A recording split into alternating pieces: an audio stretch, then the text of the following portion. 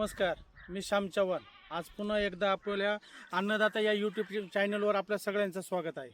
आज आपण शेवंतीच्या प्लॉटवर उभा आहे. आंबेगाव तालुका दिंडोरी, जिल्हा नाशिक या ठिकाणी आंबेदिंडोरी या ठिकाणी आपण शेवंतीच्या प्लॉटमध्ये उभा आहे. आणि ह्या ठिकाणी ॲग्वेंचर ॲग्रो सायन्स या तंत्रज्ञानातून विकसित झालेलं सक्सेस बूस्टर हे ऑल इन वन किट ह्या ठिकाणी वापरलेलं आहे.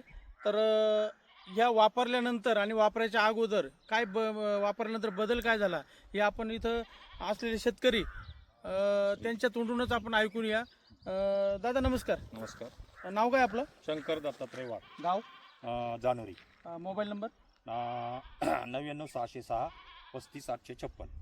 आपण हे सक्सेस बूस्टर हे किट वापरलं. वापरल्यानंतर तुम्हाला काय बदल वाटले? बदल म्हणजे आज मला 15 दिवस झाले हा बूस्टर सोडून. हा, याच्यामध्ये अप्रतिम असा फरक दिसवला की झाडाचा फुटवा आणि ग्रीन टोन आणि झाडामध्ये जे क्वालिटी दिसते ती एकदम अप्रतिम. आणि म्हणजे मला असं कुठंच असं आठवलं नाही का एवढं काही सोडल्यानंतर असा फरक मला 15 दिवसात झाडामध्ये दिसला मला. 15 दिवसात? हो. फुटवे वगैरे बघूया आपण. हो, कमीत कमी 15 ते 16 शेवटी आणि फुटव्यात फुटवाय डबल. आणि शेवंतीचा प्लॉट साधारण चालू किती दिवसात होतो? कमीत कमी 3.5 महिन्यात पहिला तोडा होतो. पहिला तोडा होतो. हा प्लॉट आता किती दिवसाचा आहे? हा फक्त 45 दिवसाचा प्लॉट आहे. तुम्हाला काय वाटतं किती दिवसात चालू आहे? 1 महिना अगोदर. 1 महिना अगोदर? 1 ते 1.5 महिना अगोदर मी तोडा करी. याचे कळीची संख्या बघा.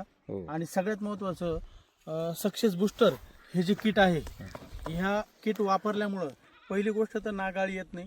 कोणत्याही प्रकारच्या सकिंग पेस्टची कीड हे आपल्या पिकावर कोणत्याही प्रकारचं नुकसान करत नाही. दुसरी गोष्ट, जमिनीमध्ये बुरशीचं प्रमाण असेल तर ती बुरशीचं प्रमाण सुद्धा कमी करतं. पाण्याचा pH मेंटेन करतं.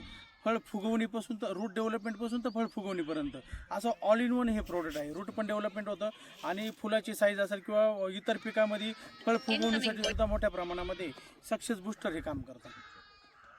तर तुम्ही हे जे बूस्टर किट वापरलेलं आहे हे वापरून तुम्ही समाधानी आहात का? खूप समाधानी आहे.